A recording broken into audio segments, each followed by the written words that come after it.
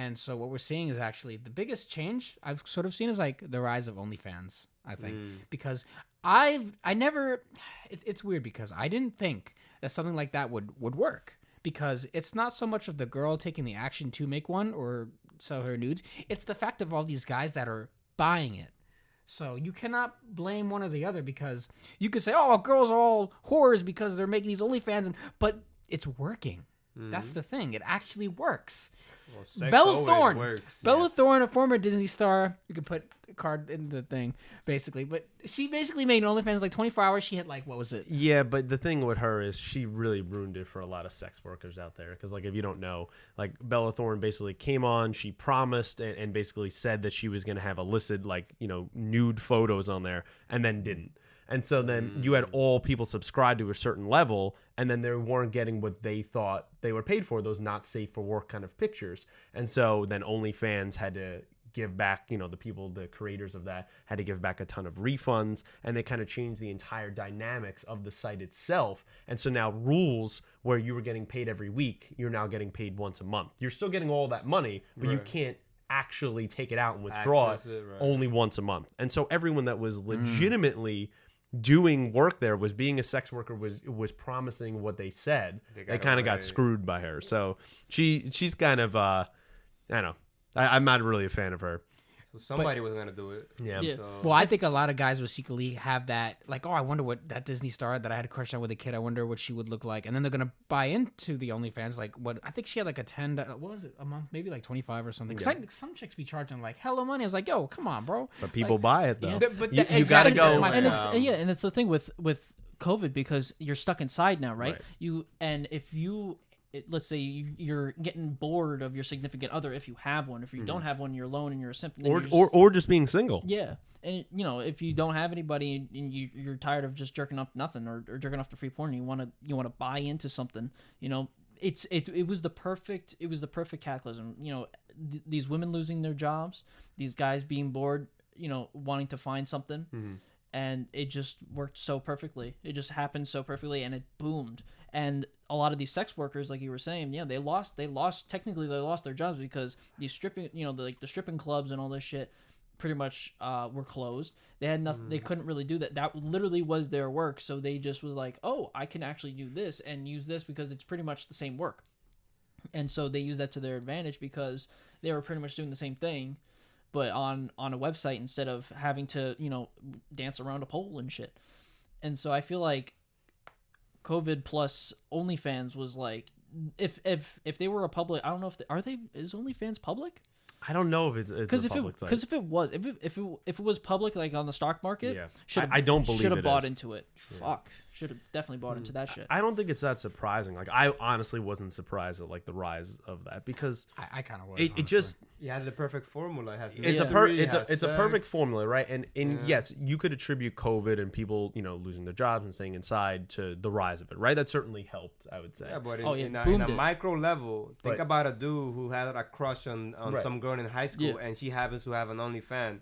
He most likely will pay for it. It's a perfect outlet. Yeah. So people are doing those, connections. But as you said yourself, sex sells. Sex always sells. No matter what. We all want what time of the year, what's going on, sex is always going to sell. And now you add that with mystery of you wondering how this person looks like or whatever they're gonna do, and then that's gonna sell even more. We've seen this before, right? People get porn subscriptions that are premium, right? You get access to private videos. But this is more on a personal level. Premium Snapchat. You remember premium Snapchat? Yeah, that's a thing, right? And so like all of those things were popular in some corners of the internet, in some corners of society. So if you get a more streamlined platform as OnlyFans, like that's why I'm not shocked that something like this took off. Well, yeah, exactly. I mean, I sort of like, I kind of think of it as like, you never know who's like, I mean, not that to judge, but like anybody could be secretly subscribing to an OnlyFans. And this is like a kind of a new concept. I mean, we've never had porn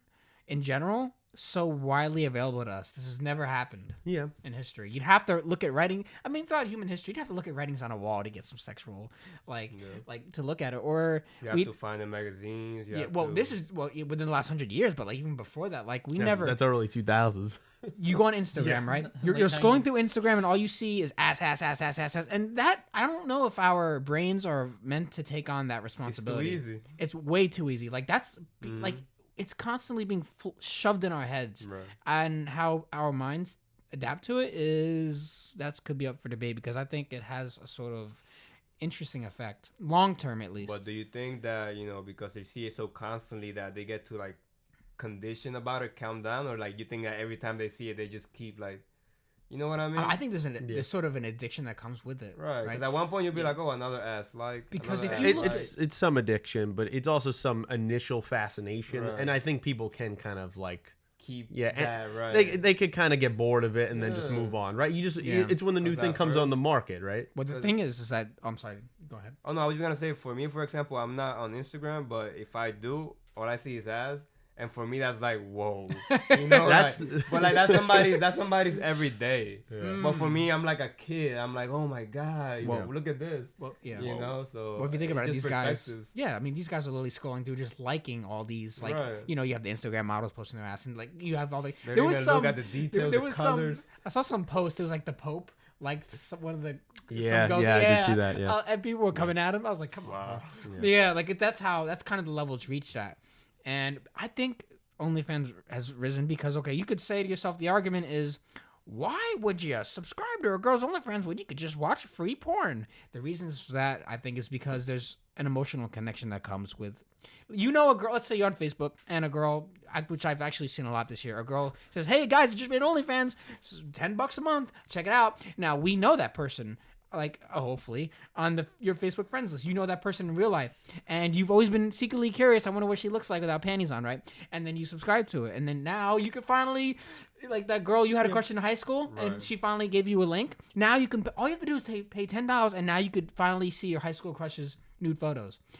Is she gonna like you? No, probably not. I wonder what most people like, how they feel after like they find out at first. Like, do they get really happy and then a little sad? I wonder if they feel like that. I feel like that actually depends on the person. I think they get excited, and then after that, they're just like, "Oh, well, I'm not gonna subscribe to it." And then they start thinking about it a little more. But but I've always kind of wondered if is she a B cup or a C cup or a D? Yeah, I feel like there's two different sides to that. I feel like there's two different people when you think about that. So like, so let's say it's one person, right?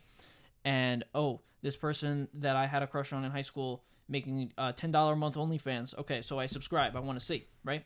Once you see, then there's two different people that split off on that. There's the one that's like, okay, I seen this I'm done, and unsubscribes, and then there's the one that's like, I want more. I want more. I want this person. I want to be with this person. I want her attention. And they like, you can comment on those, right? Yeah, you can. You could also at certain tiers, depending on the way you set it up. Yeah, but like the way you could set it up is you could request certain things, like if you're paying so much per month. Yeah, you could you could DM and them. Sometimes they do like live. They do like these live chats. So you do have that emotion connection. You can literally interact with them. Yeah. And so there's that side where you want to have an emotional connection to this person, but she's only using this as a job, and so she doesn't actually care about these people other than the fact that they are giving them money. But the guys don't get that. And the guys don't. Yeah, and the guys don't understand that there's no chance. Because they're getting the attention that their wives are not giving them, or that their girlfriends are not giving them. They do in the back of their mind, but they just don't understand why they do. It's pretty much just a fantasy and an illusion. And I've seen a lot of posts on Twitter where these people will, like these guys with wives, and they're like in their 30s and they have they're subscribed to these women on OnlyFans, and they're trying to get their attention and stuff, and then after like weeks and weeks of not getting like the attention, then they deactivate their thing, they cry about it, blah blah blah, do all these really weird things, and then they go and find another person to subscribe to, and they do the same thing over and over again. Yeah, combine that with interesting fetishes that these girls come up with. So like, feet, pictures sell. That's not even a joke. That's true. No, it's true. That's been like a thing for a while, right? It's been a thing for a long time. It's been a thing, yeah. So, but like, imagine a girl's taking a picture of her feet, she's putting it on OnlyFans, and guys will buy that just to see the feet. But I'm sorry, I can't fault any girl for doing that. If I was a girl, I'd be. This is well, that's the argument. It's easy money, and I don't have to show any of myself. I don't even have to show my face or anything. Yeah, like there's no like explicit photo going on. I would 100% do it. If you were a girl, would you post nudes on your OnlyFans? I probably would not. I'm just I believe in the sense of not having. I mean, that picture. It's like when they say anything about the internet, right? No matter what corner of the internet it's in, when it's there, it will find its way everywhere, right? And so I'm not personally me. I'm not comfortable with having myself out there, that it could be downloaded somewhere. Someone could have that on their computer for life. Yeah. Some employer or someone later on, screenshot. or a new girlfriend or anyone could see that stuff. I don't know. But I can't knock anyone for doing that. I think it's important to say that OnlyFans is not always just nudity, right? So I see a ton of cosplayers that I follow that are on there that don't show any nudity, but they use it as another outlet to show maybe pictures that are a little more scantily, but not nude, but they can't show something like that on Instagram, right? Yeah. And so that in between line that people do as well. Well, see, that's another argument that people say is that, well, if she makes an OnlyFans and she sells these pictures, eventually she's going to want to get rid of it if she's going to get older. And your digital footprint lasts forever. In the digital age, listen, technology is only going to rise. It's going to get more advanced. Yeah. People are going to find more advanced ways to save your photos. Like if you send, if you send like a dick pic, it's there forever. I don't care what anyone says. Like that's a risk. You have to decide whether you're going to take it or not. If you send nudes, either through text message, private, Snapchat, doesn't matter. It's going somewhere. And the more advanced technology becomes, it's not going away. So let's say one day, so you have to be forced in a lockdown. Girl is a waitress, loses her job. She makes an OnlyFans because her friend's doing it too. So why not? So she does that, and she makes some good sales. Puts it on Facebook. She has, let's say she's doing $10 a month. She gets 10 guys, 10 followers a month, $100 a month extra income right there, just as basic. And then 10 months later, COVID's over. Well, whatever. Whatever that means. And the restaurant opens back up. She goes back to work. But those things remain. So the guys who subscribe, they take some screenshots. That thing lasts forever. And eventually, 5 years down the road, this girl gets a college degree maybe, right? She goes to an employer. And the employer, by the way, these corporate jobs, they're looking at your Instagram. They're looking at your social media to make sure that you're not, because now you have a digital footprint on all your social media stuff, which is why you have to be careful what you post. So these job corporations will look at your Instagram and they'll look at your stuff and they'll say, wait a second, maybe in 2020 you made a OnlyFans. Is that correct? Yeah. And then they're like, well, I don't think you're acceptable for this job. And this is a possibility. We don't think you're equipped for this job because of what we've seen. We've seen your I always wonder about that because I know about the background check, but I don't know if it involves social media. Can they check on your social media? Yeah. A lot of times applications will offer and they'll say, hey, can you post your social media link, your Twitters, your Facebook? They have to make sure they just want to look at it. They want to make sure you're not saying anything that's not going to really reflect the company's morals and ideals. So that's why I say, so for girls, they need to ask themselves, is my future is something's going to get compromised because I made this decision? Now that's up to the individual. Yeah. But some companies, and I think the world is changing at a pace where in my prediction, personally, I think it's going to be acceptable in a few years because I think there's going to be some kind of, I guess sex work is going to be more readily available. Yeah. Isn't there like my bad. No. Isn't there like an empowering movement with this? Saying that, women can do whatever they want. Sex work is work, right? Like that. So I mean, it is work, right? Yeah. And so I think that you make money off of it. Right. And I think, hey, if you are putting in the effort and you're putting in the time to look right with whether it's makeup or clothing or lighting or content, editing, all that stuff takes time, right? And so I think there's been this negative stigma for a long time around sexual work, and I think that isn't the proper outlook that we should have going forward. Like I think companies shouldn't look at it. It's like the same way we used to look at tattoos and piercings and stuff like that. Even beards, right? We've experienced that,